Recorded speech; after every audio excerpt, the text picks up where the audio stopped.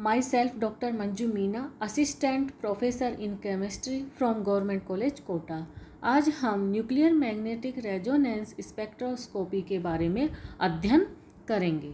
इसमें सर्वप्रथम हम देखेंगे कि विद्युत चुंबकीय स्पेक्ट्रम या अवशोषण स्पेक्ट्रा क्या होता है। Electromagnetic spectrum, absorption spectra. हम जानते हैं कि ऐसे विकिरण जिनकी तरंगे उस क्षेत्र में विचरण करती है जिसमें कि स्थिर वैद्युत क्षेत्र तथा चुंबकीय क्षेत्र परस्पर एक दूसरे के लंबवत हो, जैसा कि हम यहाँ चित्र में देख सकते हैं, विद्युत चुंबकीय विकिरण कहलाते हैं। जैसे कि सूर्य का प्रकाश, एक्स किरणें, गामा किरणें आदि विद्युत चुंबकीय विकिरणों के उदाहरण हैं। पदार्थों के अणुओं एवं विद्युत चुंबकीय विकिरणों की अंतःक्रिया से विद्युत चुंबकीय विकिरण का विभाजन हो जाता है, जिसके रिकॉर्डिंग से प्राप्त चित्र को हम विद्युत चुंबकीय स्पेक्ट्रम कहते हैं। यह स्पेक्ट्रम दो प्रकार का होता है। फर्स्ट है उत्सर्जन स्पेक्ट्रा, सेकंड है अवशोषण स्पेक्ट्रा। सबसे पहले हम उत्सर्जन स्पेक्ट्रा या एमिशन स्पेक्ट्रा के बारे में ध्यान देंगे।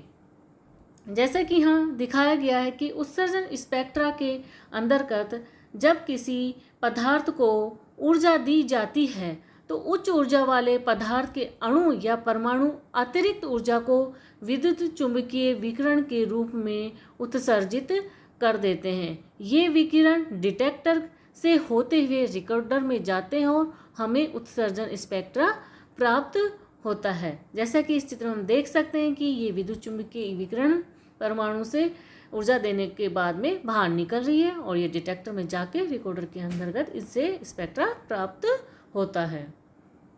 सेकंड है अवशोषण स्पेक्ट्रा या एब्जॉर्प्शन स्पेक्ट्रा।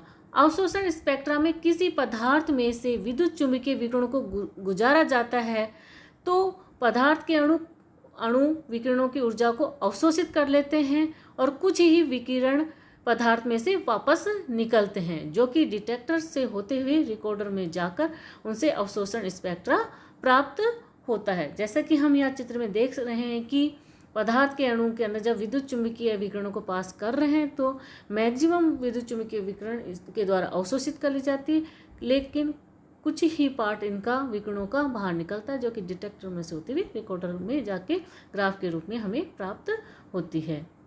यौगिकों के स्पेक्ट्रा का अध्ययन करके उनकी संरचना की जानकारी प्राप्त करने को ही हम स्पेक्ट्रोस्कोपी कहते हैं। विद्युत चुंबकीय विकिरणों के उत्सर्जन अथवा अवशोषण के आधार पर स्पेक्ट्रोस्कोपी दो प्रकार की होती है।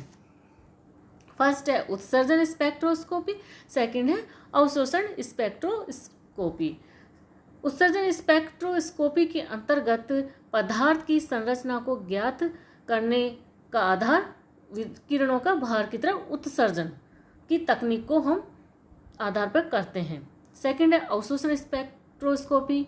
इसके अंतर्गत कार्बनिक अणु ऊर्जा की एक निश्चित मात्रा का अवशोषण करके उत्तेजित अवस्था में आ जाते हैं। यदि किसी कार्बनिक यौगिक को विद्युत चुंबकीय विकिरणों के पथ में रखा जाए तो उस यौगिक के अणु विकिरणों में से केवल कुछ ही फोटोन का अवशोषण करेंगे, जिनकी ऊर्जा का मान उन अणुओं की निम्नतम ऊर्जा स्तर E1 एवं उत्तेजित ऊर्जा स्तर E2 के अंतर के बराबर होता है, अर्थात डेल्टा E बराबर E2 माइनस E1 बराबर H न्यू बराबर HC अपॉन लैम्डा, जो कि हम फर्स्ट क्लास में देख चुके हैं। इन फोटोनों के अवशोषण के बाद शेष निकले हुए पारगत विकिरणों के विभाजित होने से हमें अवशोषण स्पेक्ट्रा प्राप्त होता है। वह उपकरण जिसके द्वारा यौगिकों का स्पेक्ट्रम प्राप्त होता है उसे हम कहते हैं स्पेक्ट्रोमीटर। जैसे कि हम इस चित्र में स्पेक्ट्रोमीटर का एक सरल रेखा चित्र देख सकते हैं। जब किसी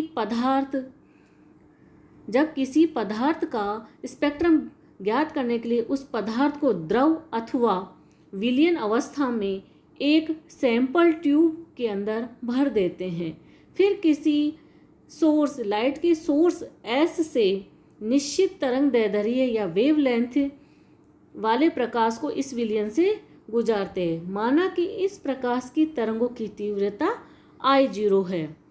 जब यह प्रकाश किसी यौगिक के विलयन में से गुजारते हैं, माना कि इस गुजारते हैं, तो उस प्रकाश का कुछ भाग पदार्थ या विलायक द्वारा अवशोषित कर लिया जाता है।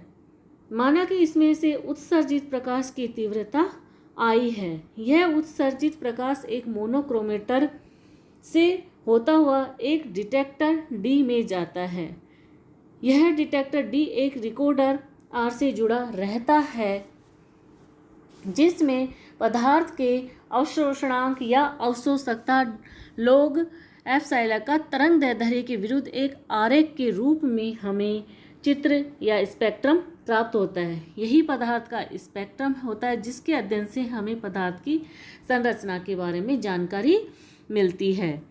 विद्युत चुम्बकीय विकिरणों के किस तरंग दैर्ध्य ज्ञात होने पर यौगिक की संरचना की जानकारी प्राप्त हो सकती है। पदार्थों की आणविक संरचना के आधार पर पदार्थ के अणु प्रकाश के भिन्न भिन्न क्षेत्रों से ऊर्जा का अवशोषण करके भिन्न भिन्न प्रकार से उत्तेजित होते हैं, जिससे भिन्न भिन्न प्रकार के स्पेक्ट्रम प्राप्त होते हैं। और जितने प्रकार के स्पेक्ट्रम प्राप्त होते हैं, उतने ही प्रकार की स्पेक्ट्रोस्कोपी होती है। एक सामान्य विद्युत चुम्बकीय स्पेक्ट्रम को हम निम्न चित्र के द्वारा देख सकते हैं, जहाँ पर ऊर्जा की आवृत्ति बाएं से दाएं की तरफ घटते क्रम में है। ऊर्जा और आवृत्ति या फ्रीक्वेंसी भी बाएं से दाएं तरफ जाने पर घटती है। तरंग संख्या का मान भी बाएं से दाएं जाने पर घटता है, लेकिन वेवलेंथ का मान बाएं से दाएं की तरफ जाने पर बढ़ता है, जिसमें सबसे कम ऊर्जा स्तर पर कॉस्मिक या गामा रेज होती है, उसके बाद में एक्स रेज, फिर अल्ट्रावायलेट, फिर यूवी विजिबल, उसके बाद में आईआर, इंफ्रारेड, माइक्रोवेव, उसके बाद में रेडार, और उसके बाद में एनएमआर, उसके बाद में रेडियो, और सबसे लास्ट में या सबसे कम ऊर्जा होती है इलेक्ट्रॉनिक करंट की। विभिन्न यौगिकों के द्वारा मुख्य रूप से 3 प्रकार के अवशोषण स्पेक्ट्रम प्रदर्शित होते हैं। अतः स्पेक्ट्रोस्कोपी मुख्यतः 3 प्रकार की होती है। फर्स्ट है यूवी विजिबल स्पेक्ट्रोस्कोपी। जब पदार्थ के अणुओं द्वारा प्रकाश के दृश्य अर्थात विजिबल व अल्ट्रावायलेट क्षेत्र से ऊर्जा का अवशोषण होता है, तो प्राप्त स्पेक्ट्रम 200 से 800 नैनोमीटर तक की तरंग दैर्ध्य में लैम्डा मैक्सिमम प्रदर्शित करता है। इस क्षेत्र से प्रकाश के अवशोषण द्वारा अणुओं के इलेक्ट्रॉन उत्तेजित होकर उच्च ऊर्जा स्तर वालों में चले जाते हैं। अतः यूवी स्पेक्ट्रोस्कोपी को इलेक्ट्रॉनिक स्पेक्ट्रोस्कोपी भी कहते हैं या इलेक्ट्रॉन स्पेक्ट्रोस्कोपी। सेकंड है आईआर स्पेक्ट्रोस्कोपी। जब अणुओं द्वारा प्रकाश के अवरक्त या इंफ्रारेड क्षेत्र से विकिरणों का अवशोषण होता है, तो प्राप्त स्पेक्ट्रम 2.5 से 15 माइक्रोमीटर तक के तरंग दैर्ध्य क्षेत्र में लैम्डा मैक्सिमम को प्रदर्शित करते हैं। इस ऊर्जा वाले विकिरणों के अवशोषण से अणु विभिन्न प्रकार के कंपन या वाइब्रेशन करते हैं। अतः इस प्रकार की स्पेक्ट्रोस्कोपी को हम कंपन स्पेक्ट्रोस्कोपी या वाइब्रेशनल स्पेक्ट्रोस्कोपी भी कहते हैं। यूवी विजिबल एवं आईआर स्पेक्ट्रोस्कोपी का अध्ययन हम प्रीवियस क्लास में कर चुके हैं। थर्ड है एनएमआर स्पेक्ट्रोस्कोपी या न्यूक्लियर मैग्नेटिक रेजोनेंस स्पेक्ट्रोस्कोपी। जब अणु द्वारा कम ऊर्जा वाले रेडियो आवृत्ति या रेडियो फ्रीक्वेंसी वाले क्षेत्र से विकिरणों का अवशोषण होता है, तो उसे हम एनएमआर या न्यूक्लियर मैग्नेटिक रेजोनेंस स्पेक्ट्रोस्कोपी कहते हैं। इसमें अवशोषित तरंगों की तरंग दैर्ध्य 1 से 5 मीटर तक होती है।